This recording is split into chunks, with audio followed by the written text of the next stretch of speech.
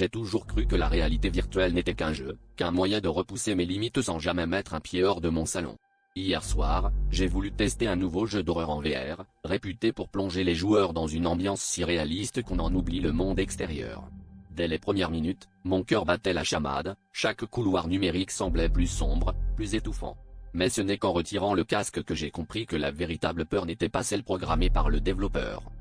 En posant le casque sur la table, je me suis rendu compte que les bruits de pas persistants, que j'avais attribués au jeu, résonnaient toujours derrière moi.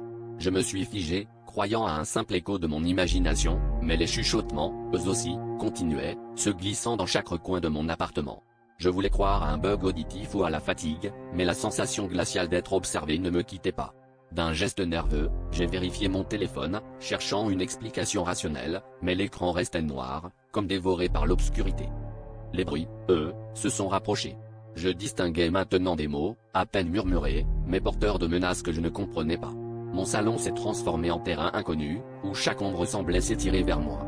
J'ai tenté d'allumer la lumière, mais l'interrupteur ne répondait plus. Seul mon souffle court brisait le silence, mêlé à ces pas invisibles qui ne cessaient de tourner autour de moi. Puis, d'un coup, j'ai senti un souffle glacé sur ma nuque, comme si le jeu refusait de s'arrêter.